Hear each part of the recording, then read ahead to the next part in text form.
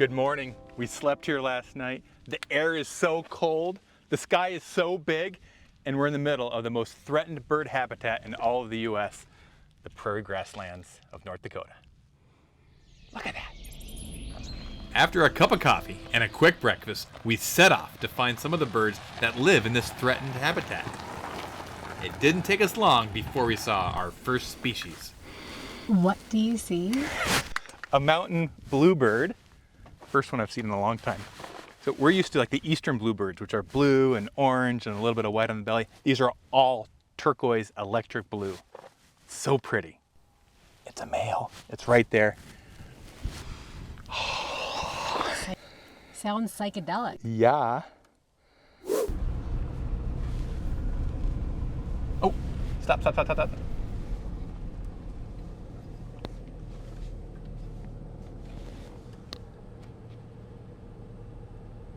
Morning dove. We have those at home. Do they get are the mourning doves at home better or worse?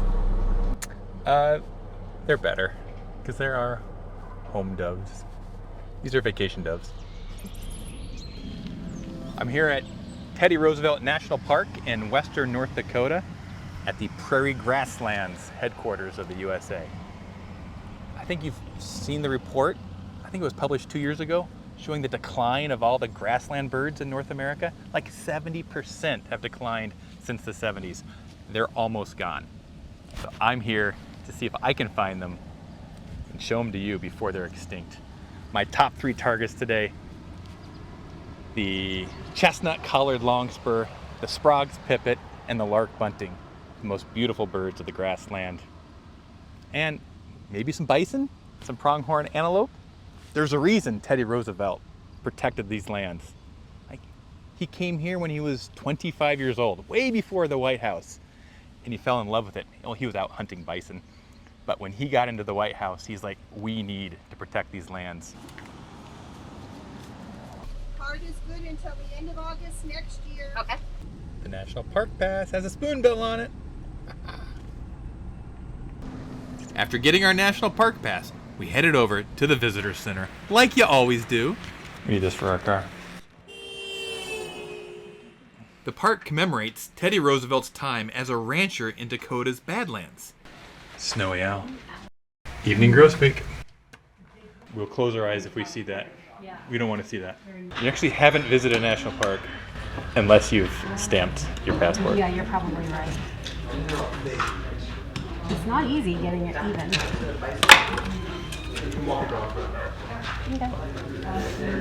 We're here. Okay. Let's go find some birds. I was excited to start finding some birds. But this park is one of the best parks in the Midwest for wildlife encounters, from wild horses standing proudly on the hillside to swift pronghorns grazing in the wide green meadows, to colonies of curious prairie dogs popping up from the burrows like little lookouts all around me. What is it? Oh, I think it's a bison chip. Oh. What flavor is it? Oh, Ew, what? oh, Hold on. that is a juicy one. You just touch it? I did. There's worms in there. Ew. Thrill? Bison thrill.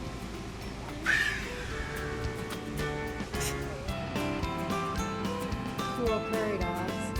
Barn swallow.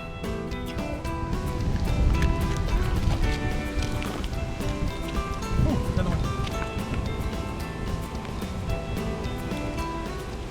How can you tell it's a barn swallow? It's got an all dark back, brown belly, and a forked tail.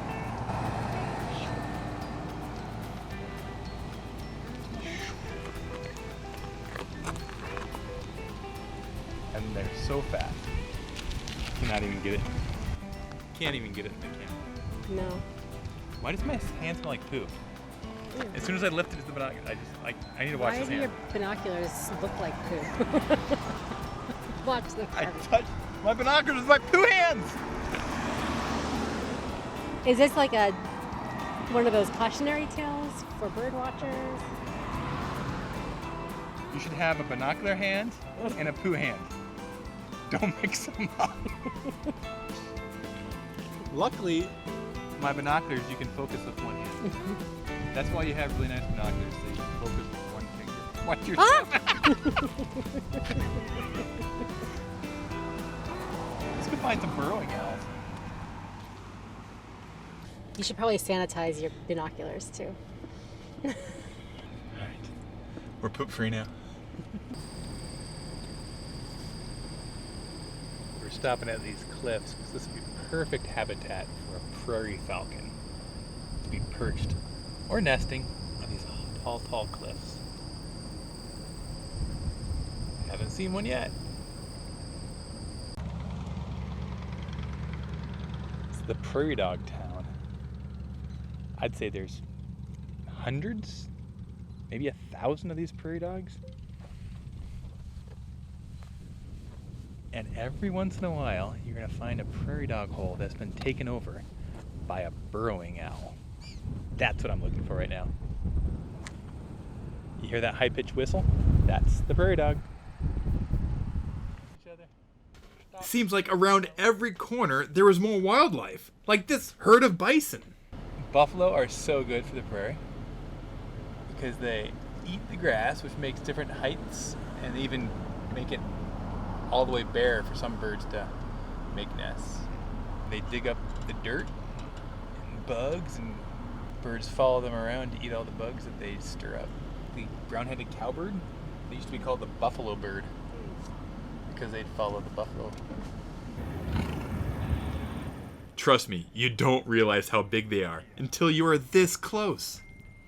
An adult male bison can weigh up to 2,000 pounds and stand up to 6 feet tall at their shoulder. Any birds?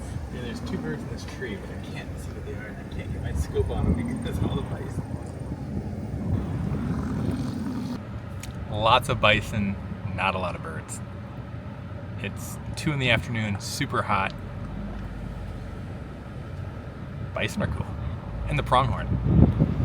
But we're still looking for some birds. So far, cedar waxwings, barn swallows, American crows, robin, chipping sparrows. None on our quest yet. All right.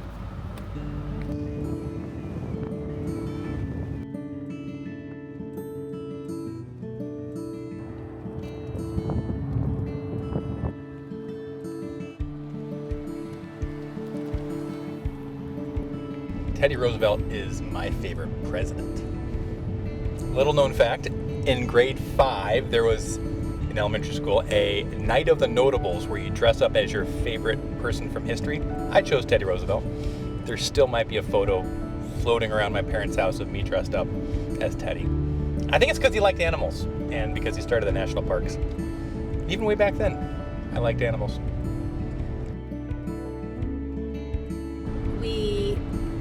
We're going to name our 3rd child Teddy. I remember that! Yeah! But she came out a girl, and I couldn't convince Rick. But instead we named our dog Teddy. Aww. Rest in peace, Teddy. He would have gotten along very well here with all the prairie dogs. Yeah. He would have gone crazy. He was a good boy. I just learned me some stuff. I Googled the difference between buffalo and bison, and guess what? These are bison, not buffalo. They're actually different. If they've got a hump and that shaggy front and the smooth rear end, they're native to North America. They're bison. The buffalo are actually from Africa and Asia. So, Europe? No, not North America. So these are bison. Now you know. They emptied me again. Oh, those birds are hungry. Time to film. You've seen this before. Armstrong Bird Food, #1 in Canada, and the only seed I trust in my backyard. All made right here in Canada. Family business since the 1980s. Real people who care about birds. No filler, just clean seed that birds love. Ooh, look at that. Word definitely gets around that Rick has the good stuff. Oh yeah. Available across Canada, in the US, and on Amazon Prime. Armstrong Bird Food, the official seed of Rick's backyard. That's much better. Once you've had your fill of bison and antelope and prairie dogs and painted canyons, make your way outside of the Teddy Roosevelt National Park, where it's surrounded by the Little Missouri National Grassland Prairie. That's where we're gonna look for the birds. Very exciting. Just saw a golden eagle. So golden eagles, you can tell them instantly in flight that they're golden and not bald if you watched my How to Tell the Difference video. Check the link in the description here. But I saw a golden eagle, they hold their wings in a V, like a dihedral, like a turkey vulture. So when we thought we saw two, one was a turkey vulture, one was a golden eagle. The other way is you can tell by the way where the white is in the body. On a golden eagle, there's 3 white spots on a juvenile. And what we saw was a juvenile. There's white kind of at the edges of the wings and the base of the tail. Whereas a bald eagle's all white tail. This one's white near the base. And also, bald eagles, you'll always see them over water. Golden eagles, you'll see them over mountains. So that's where we're at. We're in the mountains. So cool. So I'm looking for a lark bunting. But so far I've seen horned lark,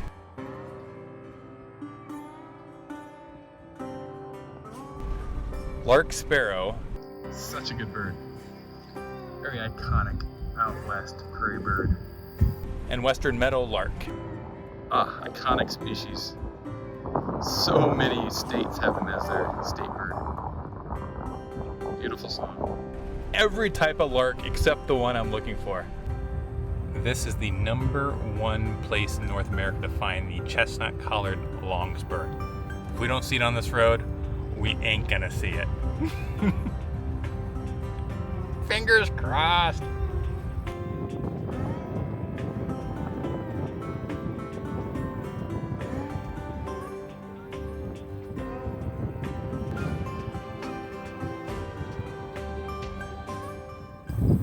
Red-headed woodpecker.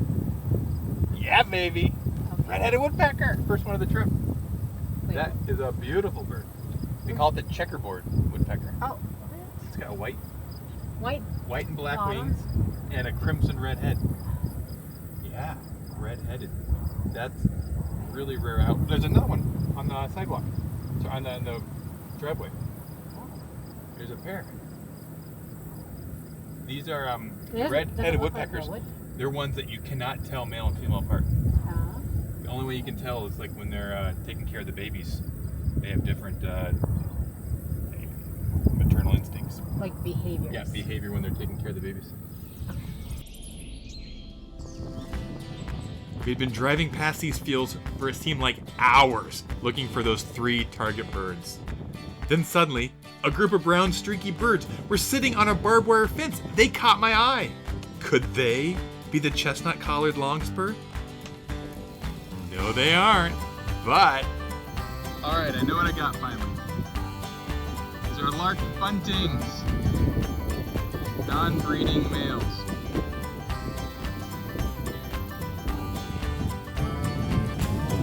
We pulled over and I thought it was chestnut-colored longspur because it was brown and streaky. But I got confused because lark buntings in their breeding plumage are black and white, but when it's non-breeding, like right now, oh, mouse, they go brown and streaky. But they've got that white crescent streak on their wing, which finally allowed me to see it's a lark bunting. It's a lifer, and one of the 3 targets we were hoping to find today, because they only breed here in the grasslands. They're also the state bird of Colorado. Did you know? Warning doves. One down, and we also saw a grasshopper sparrow right there. So that was cool. 1 down, 2 to go. We might not get them, but this is the road. We're back at the campsite after a full day of birding and exploring Teddy Roosevelt National Park and the surrounding grasslands. Oh, it was a hard day of birding, for sure. Just like after the last 50 years, 70% of the birds have declined. Well, guess what? 70% of the birds we were trying to see, we didn't see. But we got the one, the lark bunting. And we saw like 10 of them. It was so neat to see them. Oh, So the grasslands, they need our help. We saw the farmers, they're encroaching on the grasslands. Pesticides are coming. Lots of land are being sold and being turned into homes. This is the last remaining spot for these birds in North America. They're counting on me and they're counting on you. What can you do for the birds? If you like birding tips and tricks and birding adventures like this, sign up for my newsletter. It comes out each week right in your inbox. Until next time, happy birding. It's dark. Oh, maybe a nighthawk? I don't know.